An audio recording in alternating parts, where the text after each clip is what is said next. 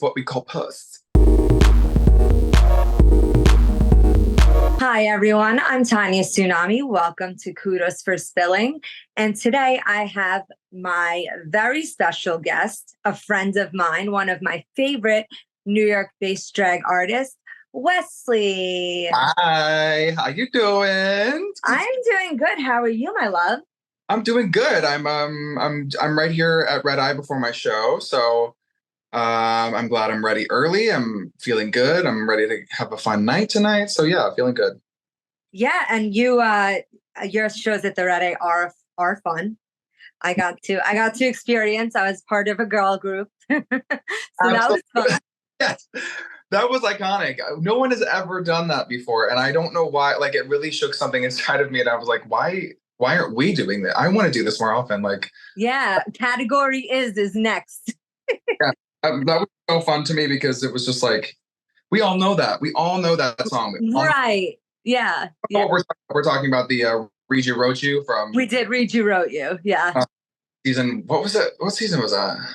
That was from All Stars 2. All Stars 2. That's right. Yes. Iconic verses. Holy shite. I know. Seriously. And they age well, you know. They do. It's so good. Oh, speaking of All Stars 2, do you like my little pound cake shirt? I love it. I love it. So we're redoing this because the last one was, you deserved better. Like, I had asked you stuff about like how you got started into drag, like who your inspirations were. We started with season 9 of Drag Race.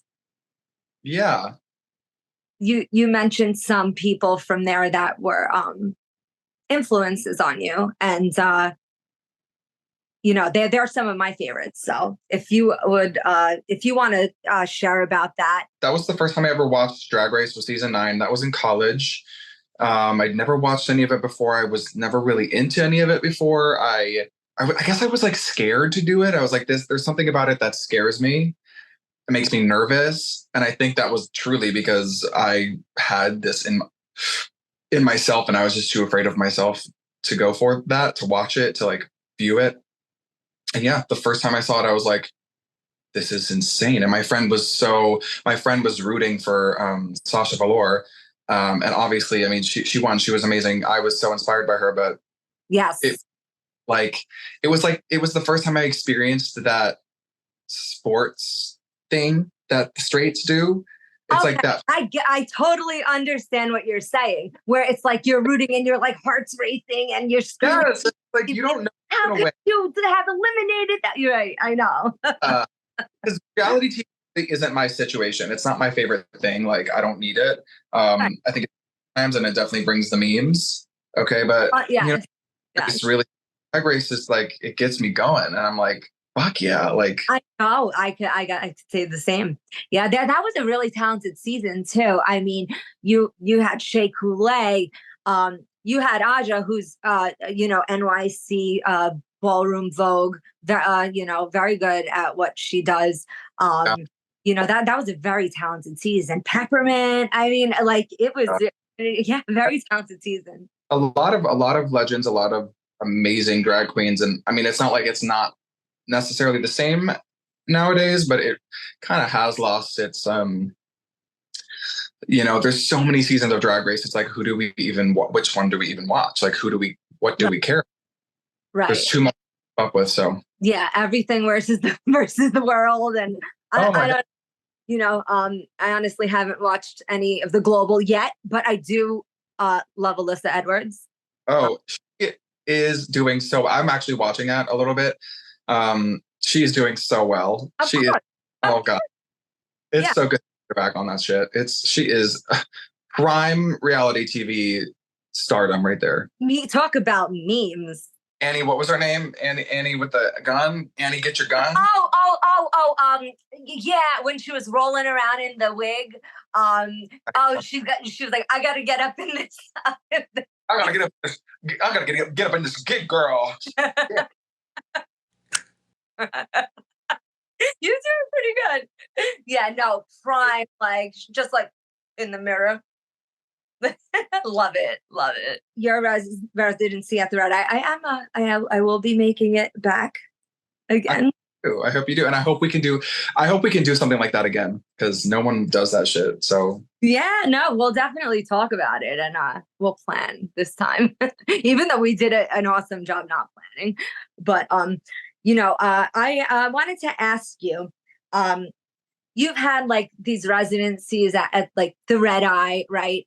At Ice Palace and on Fire Island, which is huge, especially for a drag queen cover band that sings live. yeah. And you're all amazing, and you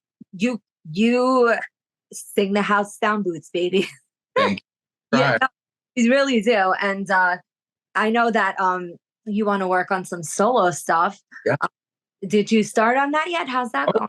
Yes. I mean, that's a great question because in the past week or two I've kind of gotten in contact with somebody who is an up and coming. They're trying to become a producer. So it's not like, because girl, I don't have the change to be shelling out money for professional mixing and mastering. So we've kind of come to this agreement that like we both want to work together, and I have a bunch of tracks and things that I've made and things I've written, and I don't want to like jinx anything, but I think it's going to happen. I really believe by the end of this year I'm going to be able to put something out. So Awesome, that's amazing. very excited. Yeah, I can't wait to hear your stuff. I have a question. Have you ever auditioned for Drag Race? No, I haven't actually, but I'm going to. So, No, it might be another. girl, I will help you get your team together. Oh my! I would love help. Drag queens. People need to be helping drag queens more because that's we are. The only thing I want to do. No, and bless you for it. But like we are like one woman businesses. Like we are like a business with all facets that we have to do ourselves. And it's like, no wonder we're all, no wonder we forget our hairspray. No wonder we have to, blah, blah, blah, blah, this, that, and the other. Yeah. We're like we are our own businesses. And anyways, past, maybe it was fear, maybe it was lack of time, maybe it was, not the drive to do it.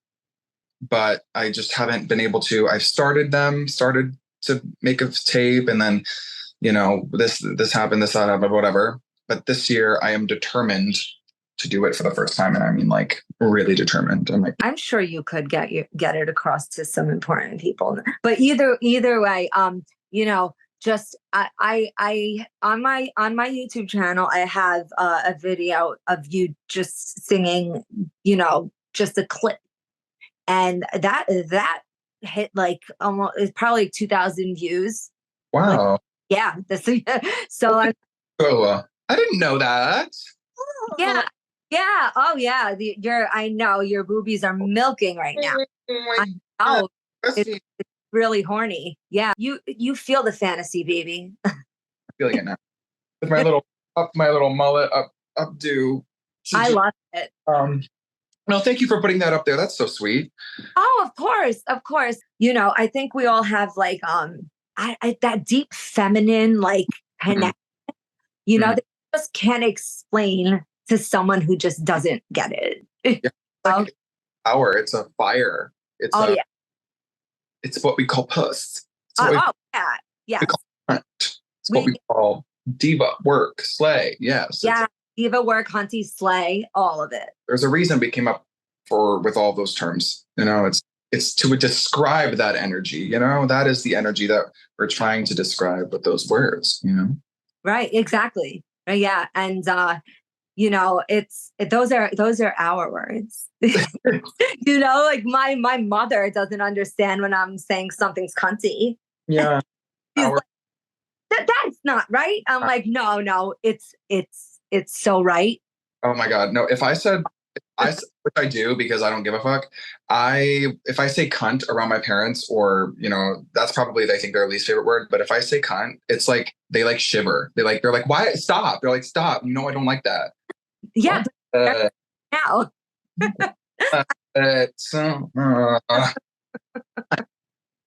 You're the best. So I, wait, back to, sorry. I want to say thank you for for doing what you're doing. It's a very Oh, of course. very important thing, and it's very to give people platforms to ask people questions that maybe don't get asked these questions very much. There's a lot of drag queens have a lot to say without a lot of opportunity to say them. I agree. Especially those that haven't been on like a major franchise. Especially, and it's like, here in New York City, the opportunity is, I can't find it. There's not many opportunities. Well, out of like, a billion people have drag queens in New York. It's crazy out here. So yeah, thank you for doing that. This is really great. Oh, of course. It's my pleasure. So I wanted to know, did you ever think about doing Broadway?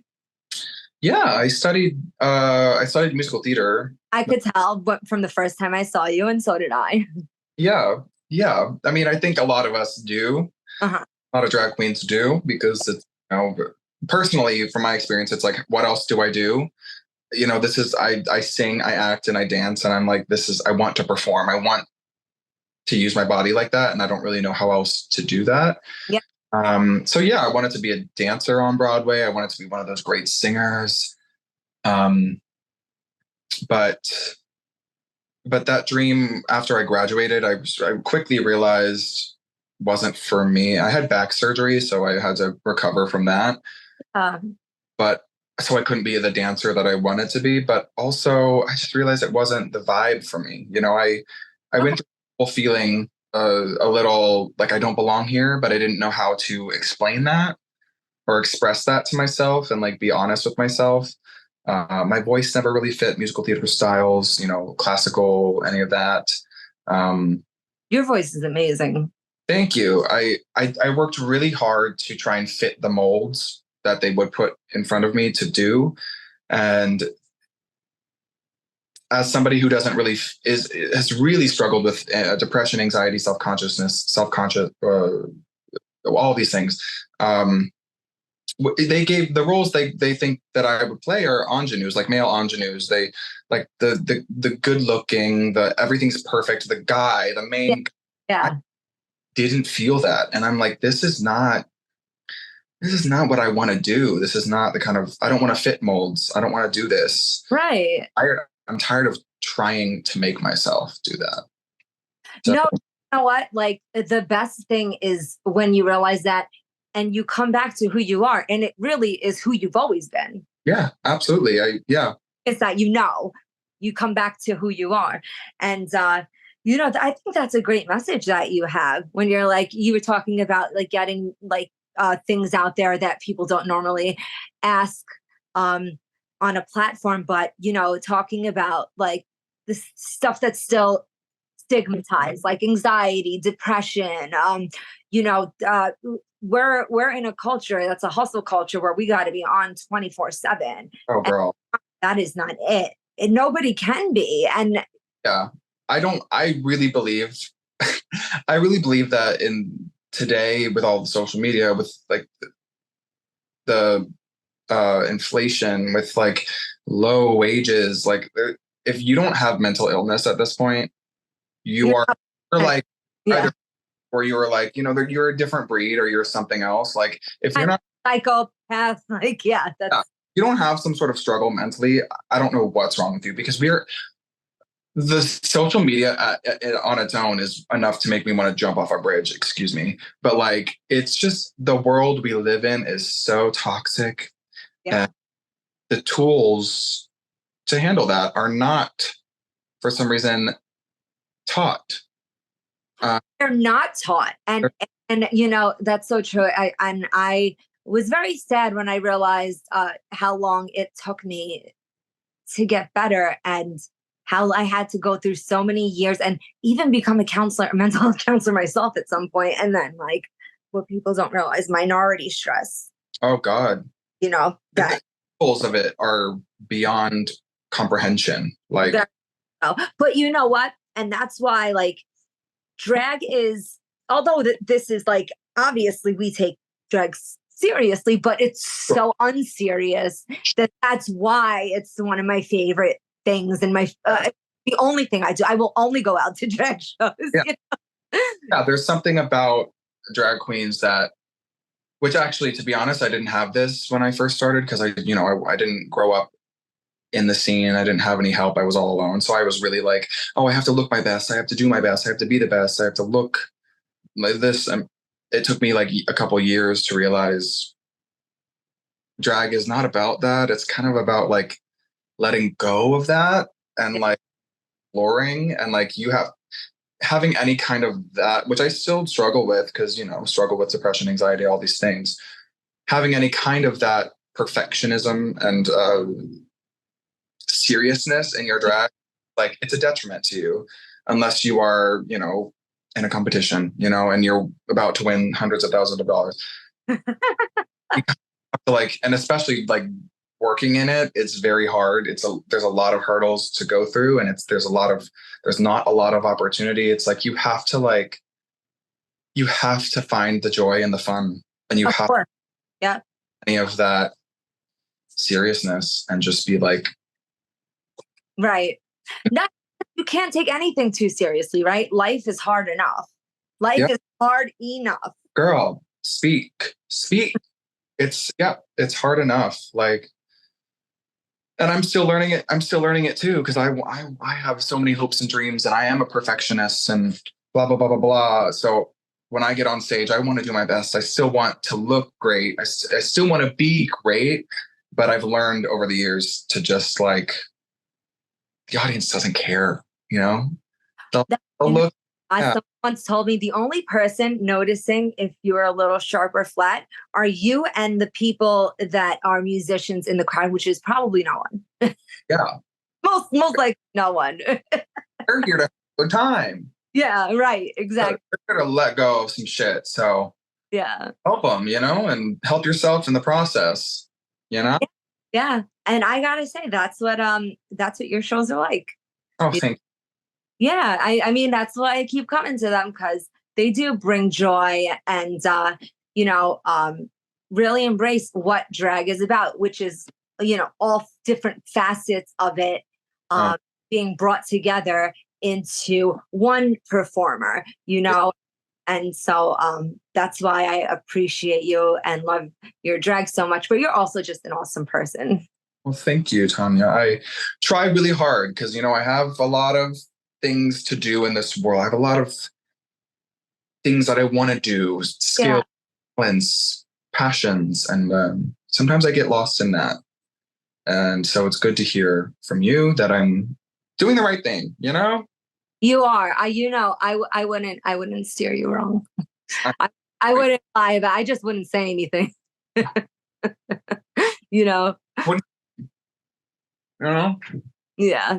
But those titties, that voice. But they should see that ass. But you got to come to a show for that. Period. Well, it was tip. Tip your queens. Tip your queens. There is such a thing as drag etiquette. Yes. Bring singles, tip your queens, or get their Venmo, which I will put in the description of this video. Yes. You better tip. Our fucking queens. Wesley, thank you so much. I know you have a show to get to. Thank you so much for doing this again. And I love you and I adore you. And I'll see you. Well, all right, I'll talk to you soon. Talk to you soon. Thank you for having me. Of course. See you soon. Bye.